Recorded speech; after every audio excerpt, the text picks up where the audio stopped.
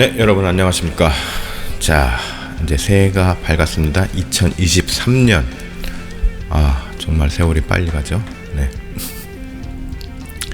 자, 오늘은 그래서 또 오늘 또 신년이고 해서 마태복음 말씀을 가지고 여러분들과 함께 나누어 보고자 합니다. 자, 오늘은 마태복음 11장 27절 말씀 가지고 복음이 요구하는 과제 소제목으로 구원으로 향하는 본질이란 무엇인가에 대해서 한번 생각해 보고자 합니다. 오늘 본문 27절 내 아버지께서 모든 것을 내게 주셨으니 아버지 외에는 아들을 아는 자가 없고 아들과 또 아들의 소원대로 계시를 받은 자 외에는 아버지를 아는 자가 없느니라. 자, 2023년 새해가 밝았습니다. 그러나 새해에 대한 희망보다는 현재 당면에 있는 인류의 무거운 과제들로 참 생각을 많이 하게 됩니다. 네. 크리스마스 때도 주일 때도 말씀을 드렸지만 여전히 전쟁, 여전히 세상은 고통스럽고 어렵습니다.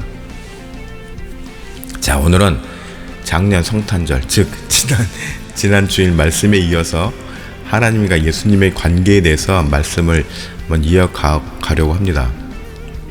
우선 먼저 인간, 우리들 가족의 어떤 부자 관계에 있어서 그러니까 아버지와 아들 그런 관계에 대해서 한번 살펴볼게요.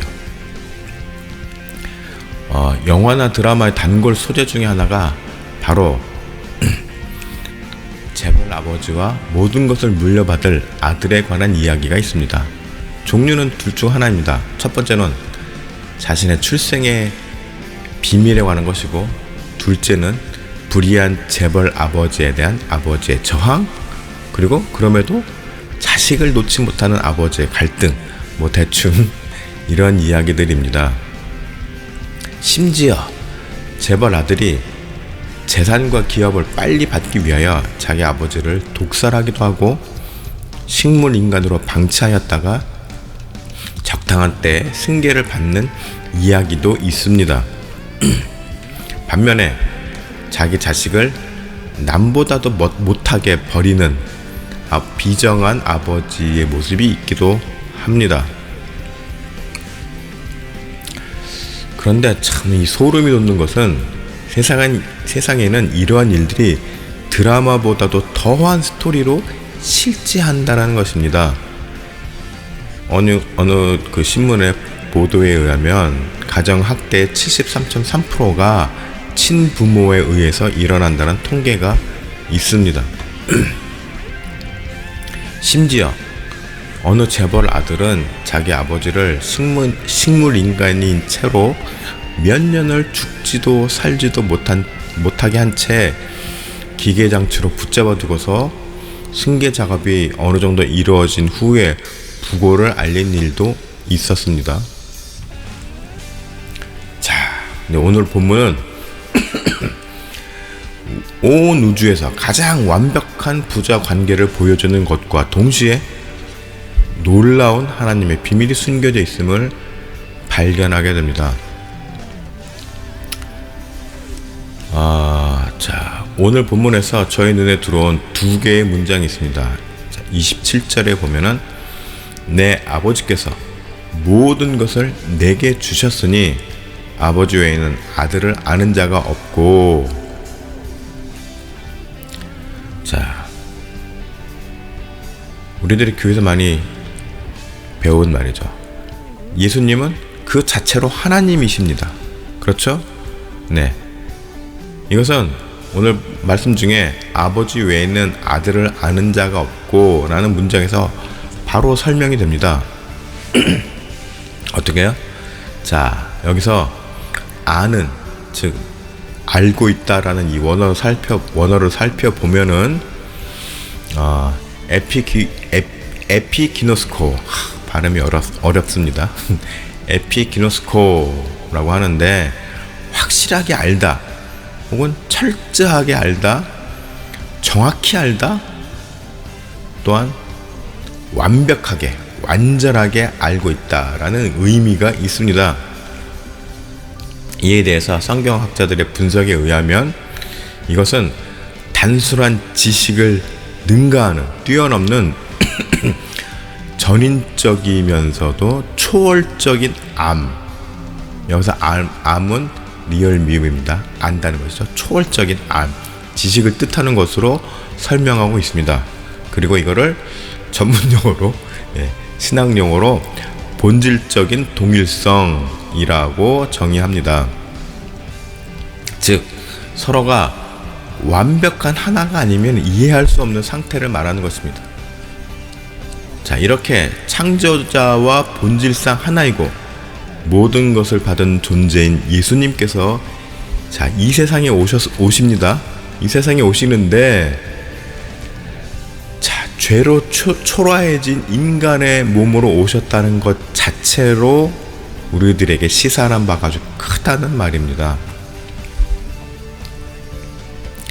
자, 세상의 이야기들처럼 소위 금수저 아들로 태어나서 모든 것을 누리거나 아니면 오히려 아주 남보다도 못한 하찮은 존재로 태어나서 천대를 받거나가 아니라 그저 완벽하게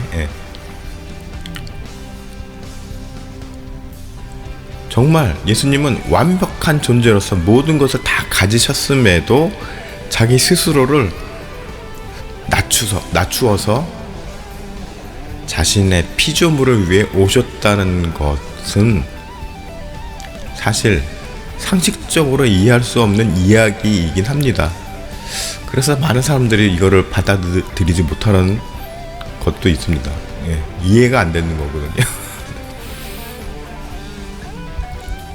세상에 그 어떤 신화나 전설에는 있을 수 없는 또 실제적으로 존재하지 않는 스토리 전개이기 때문입니다.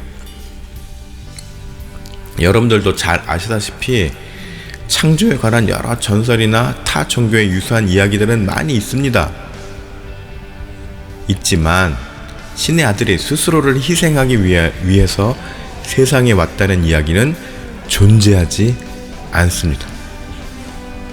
물론 그리스 신화나 또 그 고대 근동의 그 전설에 보면은 반인 반신 이야기가 나오고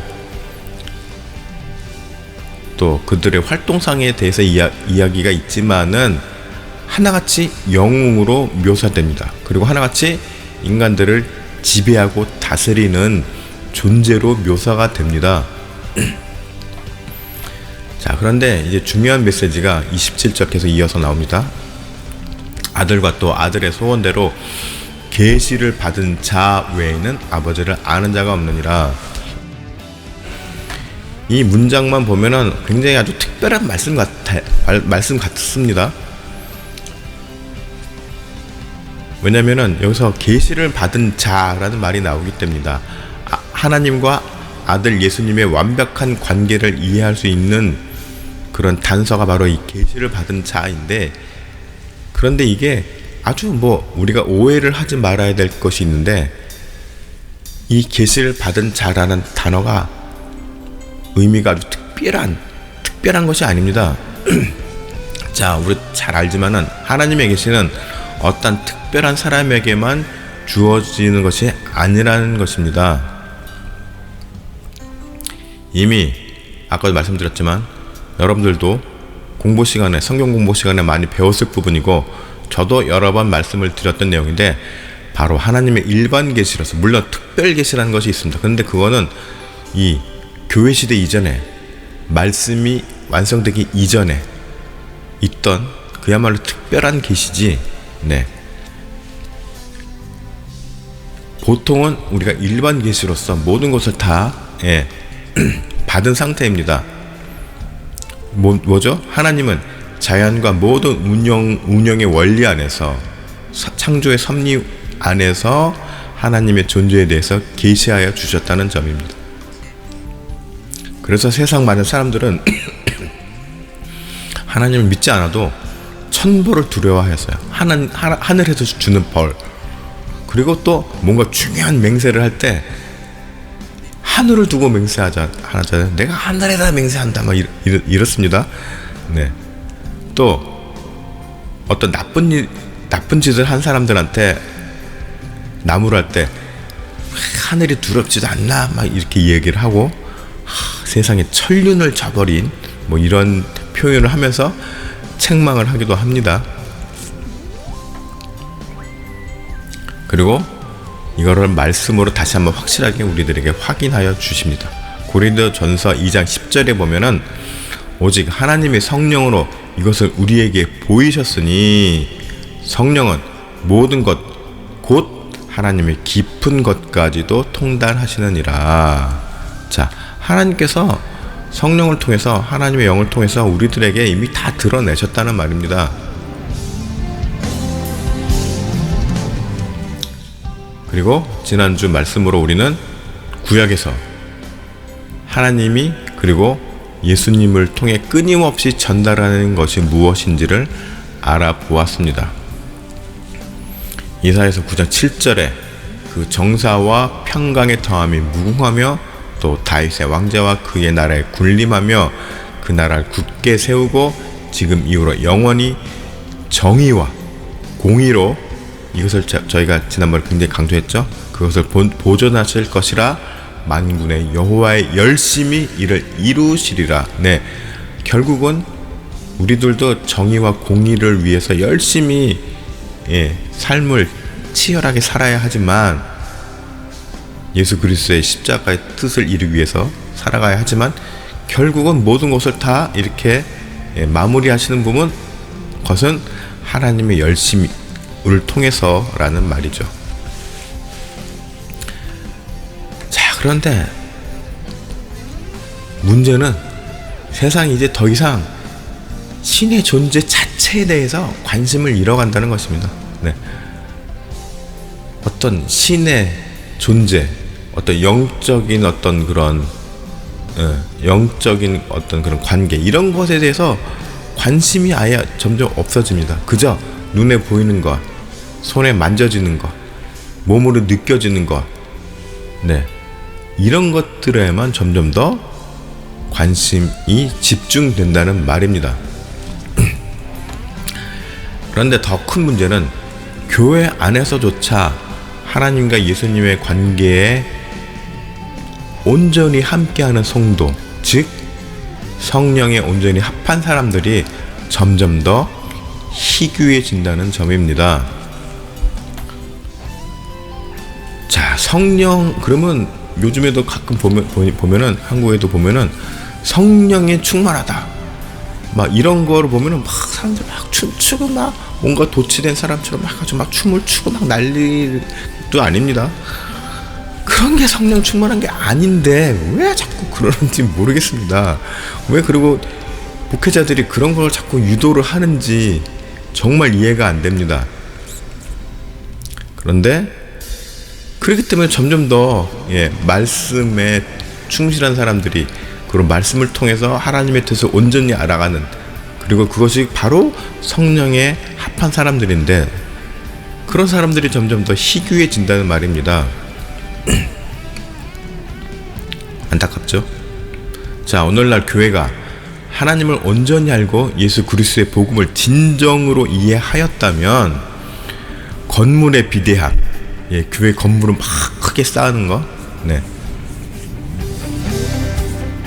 어느 대형교회 그 담임 목사님의 아드님은 그 이름이 하나님이랑 이름이 같더라고요. 네. 하여튼간, 네. 건물의 비대함, 물질적인 어떤 성장, 세상적인 출세, 이런 것들은 결코 복음과 무관한 것임을 진작에 깨달았어야 하는 것입니다.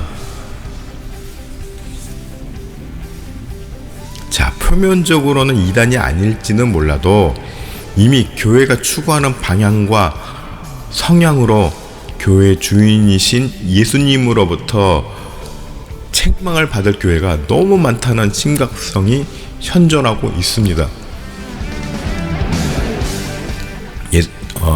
요한계시록에 보면 예수님이 칭찬을 받은 교회와 책망을 받은 교회 있죠. 그런데 오늘날은 책망을 받을 교회가 많다는 거죠. 네. 굉장히 심각한 이야기가 아닐 수 없습니다. 자, 오늘을 살아가고 또 내일을 꿈꾸는, 내일을 소망하는 여러분들과 여러분들이 속한 교회의 모습은 과연 어떻습니까? 오늘 본문의 말씀을 통해서 제시된 하나님과 예수님의 관계, 온전한 관계 속에서 추구해야 하는 바른 우리들의 신앙적인 목표에 대해서 여러분들은 기쁨으로 동의할 수 있으신지 감히 묻고자 합니다. 여러분들은 하나님과 예수 그리스도가 서로를 완벽히 알고 있는 관계 속에 더불어 함께 동참하고 있는 성도이십니까? 혹은 교회입니까? 올해 2023년은 이 물음에 진지하게 생각하면서 살아가는 성도들이 되시길 바라고, 또한 교회가 되시기를 축복합니다.